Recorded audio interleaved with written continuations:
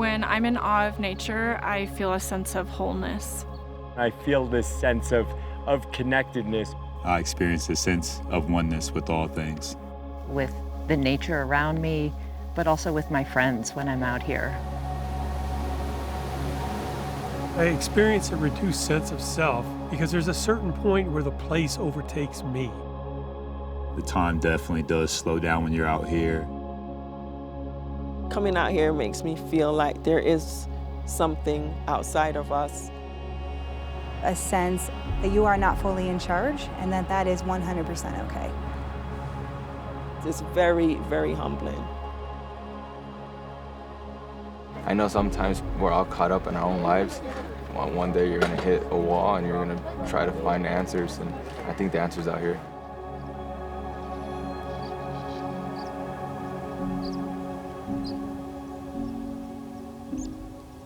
There's nothing in the world like this. Just the things that you can do, the things that you can experience, the things that you can see. The blue sky, the green of the trees, the blue water, and how clear the water is too. It's not just that it's blue water, it feels crystal clear when you're looking into it. Wow. This is why we're here. There are lots of ways to think about awe, and all of them might be true. We think of it as scientists as seeing something or experiencing something that's so powerful, so complex, so vast, that it transcends your understanding of the world. So you might say that awe is the prototypical human experience that connects you to things outside of and bigger than yourself. I'm a social psychologist, so I'm really interested in human social relationships. When I started graduate school, I remember my advisor at the time asking me what I wanted to study, and I said I wanted to study awe, and he said, good luck. No one was really working in that space because, in part, we hadn't really figured out how to study it. How do you take something as powerful, as subjective, as emotional as this, and stick it in a test tube so you can tinker with it in a lab? Now we've got ways to study awe. We've got ways to measure it, and we've figured some things out. If you want to understand awe, you've got to come to places where people are experiencing it. And the opportunity to study that here, where people are having not just powerful awe experiences, but in sustained ways, is, I think, a really interesting idea. I feel like there's no place like this in the world.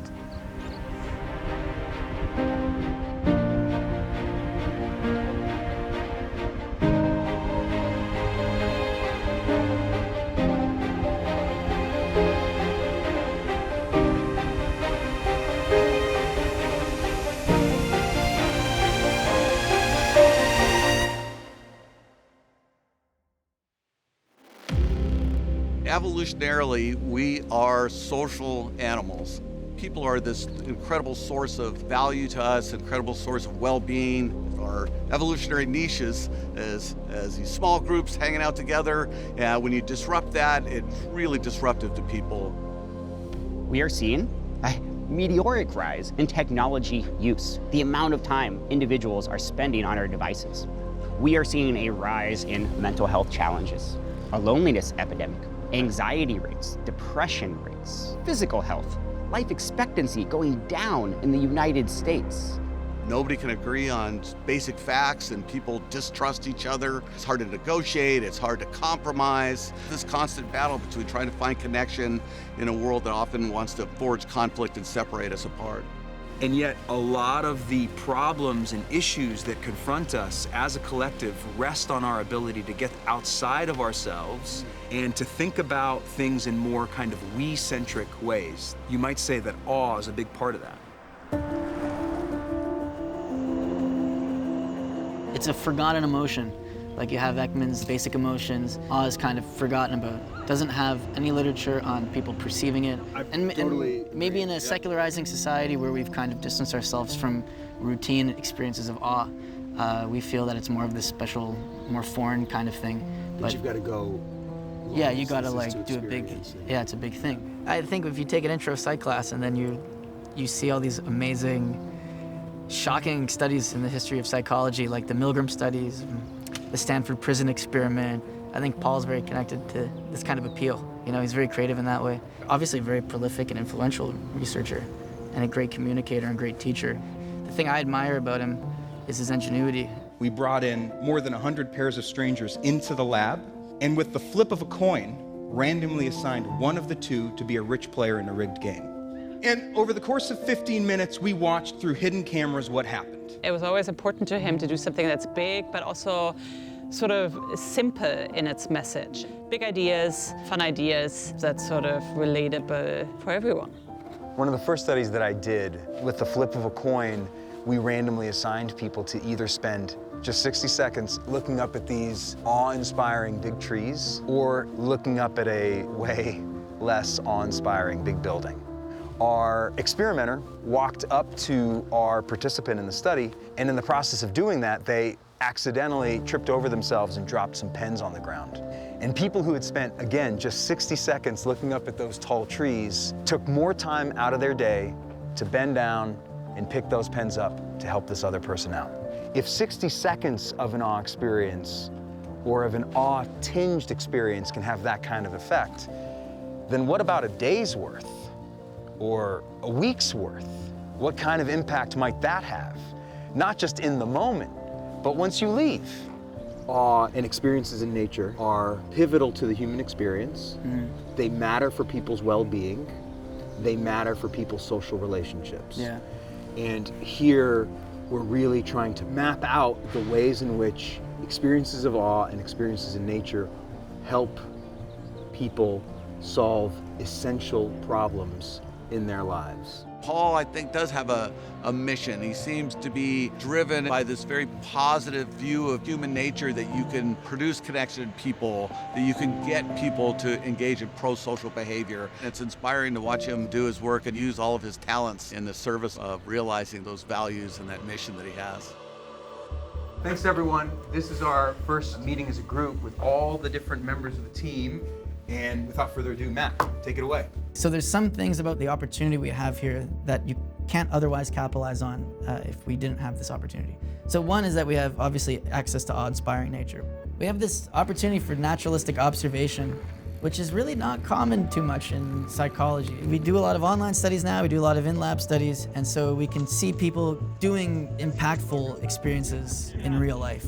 People go into Lake Tahoe and they're not going alone. And so we have this opportunity to be social psychologists and capture social experiences. So one question is, how do peak experiences in nature shape the way people think about and make decisions regarding environmental issues? How do peak experiences in nature bring people together? And how do we interpret other people's capacity to experience awe? No one's ever done anything like this, to my knowledge. Like, no one's ever gone and tried to understand in real time, what are people's experiences in nature? How are those experiences rippling out across the people that you're having those experiences with while you're out in nature? How does an experience of awe rebound across a family? Do you take those experiences home with you? Do you share them with others? These are the kinds of questions we're trying to get some traction on. And to do that, you need a team of people, you need a team of experts, you need gear, you need ideas, you need research questions, you need a plan, and when we get there, we're gonna have to be able to change those plans and iterate.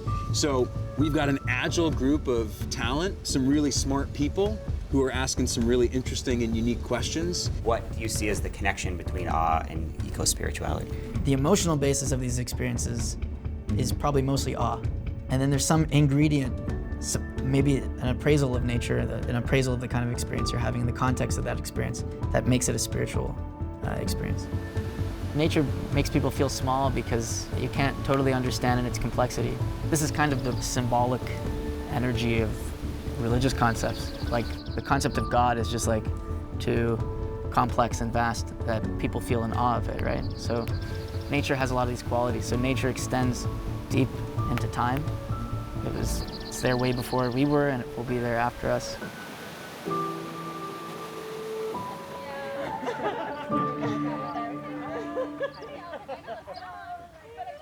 No Worries Amigo was founded 8 years ago. Our goal and our mission is to get as many people as we can out on the trail feeling good and experiencing nature, a community where we feel cared and connected. Hike more, worry less, feel good. I'm an Air Force veteran. I did security forces. It was rated 3rd highest suicide and divorce rate. They're constantly telling you, like, hey, if something goes wrong, it's gonna go wrong because you got blown up. Running off like 3 hours of sleep constantly back to back to back. So that just compounded over time. I'll suffer from anxiety attacks where I'll like break down, I'll get nervous. But here I don't even know what the word is. Like definitely a sense of awe where it's almost like the opposite of an anxiety attack. Like I feel all this stress just being released from me.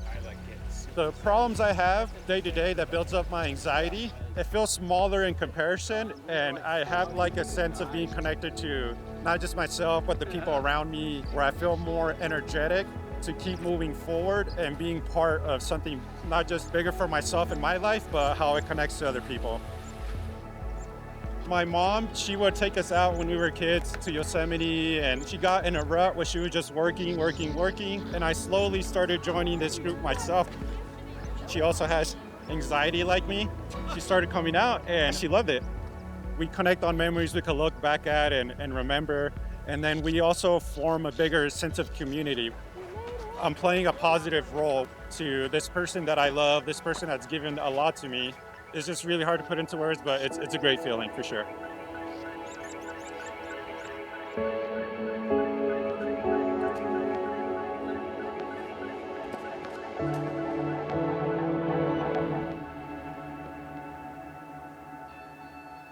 Ollie was sick all week, so yesterday was his first day going to school, and he surprised me with this piece, which he decorated himself, and he may have even stuck the tape on this. I don't really know, but there he is, man, in perfect Ollie form, you know? Ollie, do you remember what's in the beak? You see what's in the beak? A worm. It's a worm, and it's depositing the worm inside the nest. What's in the nest? Do you see the nest inside the cactus? Here. It's little baby birds, huh? A lot of Americans think of awe. If you ask them, like, what is awe to you? They'll talk about unique experiences that you've got to spend money on and take time to go out and have. Almost like an extracurricular emotion that most of us don't have time for. Really, awe is just something that you can build into your daily life and just as important as any other kind of experience that you think is foundational.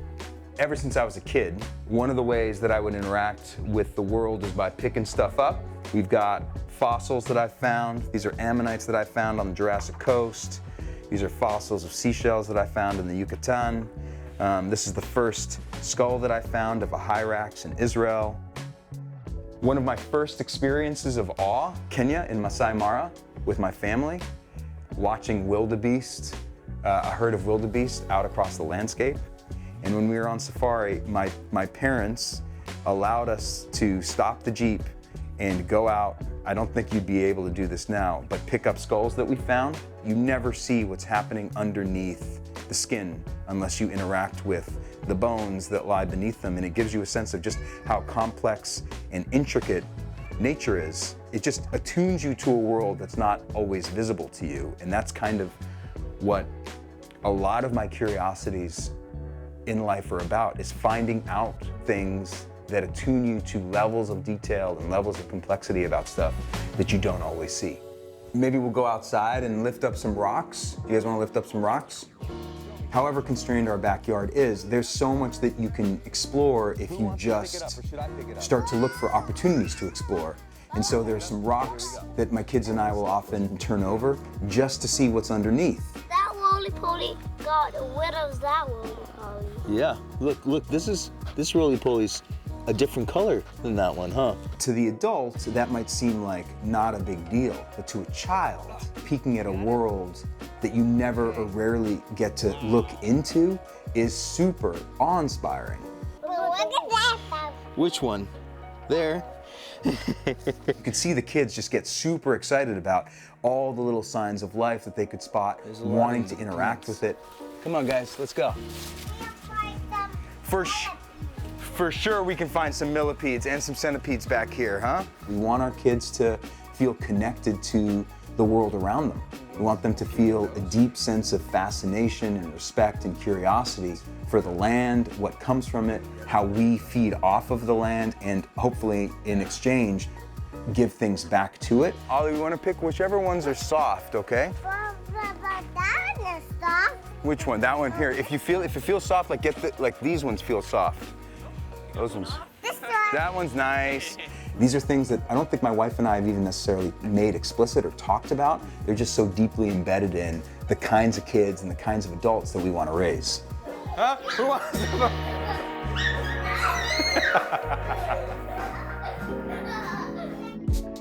We also need banners, t-shirts. Someone needs to design that. I can do that. Just because you're smiling. Lake Tahoe Peak Experience Lab or something, or Peak Experience Project. Something that sounds attractive, but I also like Peak legitimate. Experience Project. We need like branded. Hot pink. Like barbecue. I don't know, but something that makes you not look like you've just come off a bus or out of your car and have decided I'm gonna mess with people. I got you. I see a vision. We should have a hat and a t-shirt. Or dress up like little mushrooms. You know? that very creative, Paul. Yeah. He is very well loved by all his students, and he wants to work together with people and have them have a fun time. So I think he's extremely excited to put a team together and to go out to Tahoe, of all places, which Paul always said is his favorite place on earth. It's a dream come true in a sense. You were mentioning that you're excited to go back to Tahoe this summer. I go there with my parents and my family. So in the winter we go there to ski, and then in the summer jet skiing with my brother, or like stand-up paddling with my dad. The water is insanely clear. That's why stand-up paddling is something I 100% recommend. Like, just you can go out and it's like very calm and you can see everything. Would you call it pure? Sacred, pure, yeah. The vision of purity is very interesting, right? Like how we conceptualize it. Yeah. Lots of pure, I bet you if you ask people to like depict or represent what is pure to them, it would look a lot like Tahoe water, you know? I feel like all of this is culturally so new to me. You just don't have like national parks or places like these in India at all. Do you have a hope for what you've gotten out of it? Jet skiing. Now that you know there's jet skiing there. I have never done jet ski, so I feel like all of that's gonna be like, I've never done stand-up paddling. I think stand-up Peak experiences. So yeah. Yeah. Anyway, I'm super excited. This is just, I think this is the beginning, but it's really exciting, and thanks to each of you.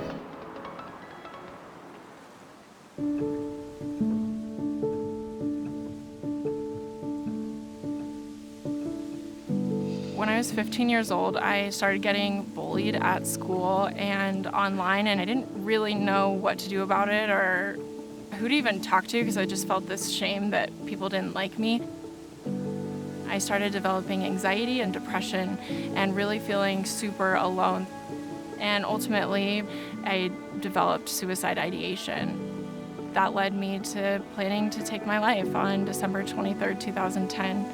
So thankfully, my attempt was interrupted, and I was able to be connected to resources and open up conversations with my family. It started my journey to healing.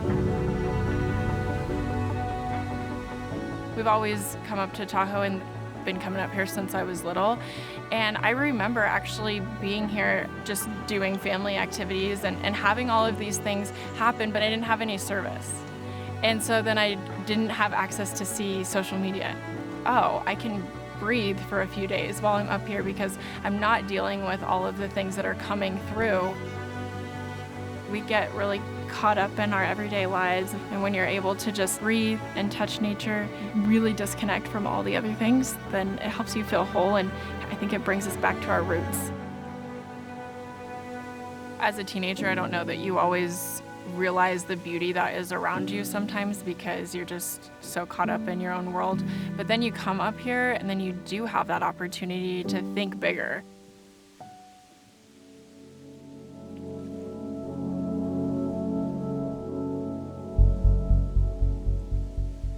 I had a friend who committed suicide. When I read his suicide letter, I was so struck. All he wrote about in his letter was about himself, and he couldn't see beyond himself. I did not sleep the night that my wife and I got the call. our 6-month-old baby woke up and started crying for us. And I remember distinctly walking into his room, feeling totally just like so devastated.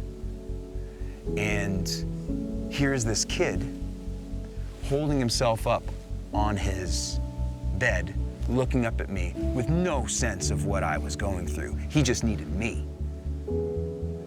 And feeling like,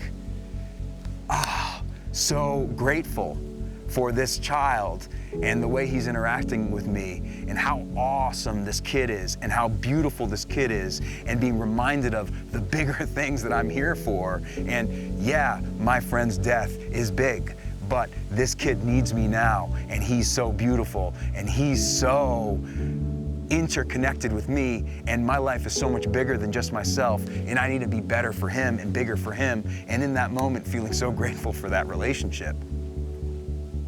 When we are all we could see, when we loom so large in our own minds that we obliterate our sense of connection to things bigger than ourselves, we've deprived our lives of meaning.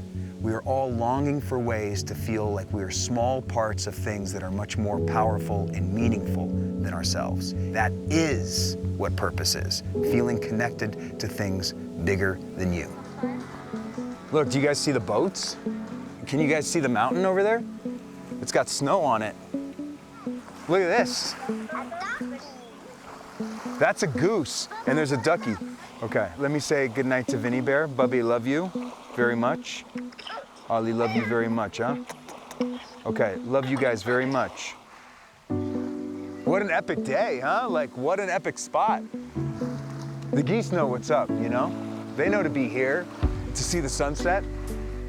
It's now been 10 or so months since we first started thinking about and talking about this project. So to be here and to first start thinking about how we're gonna pull it off feels amazing. It also feels kind of daunting, you know? How are we gonna do justice to this place? I also feel really encouraged because I don't think it's gonna be hard to study on a place like this, you know?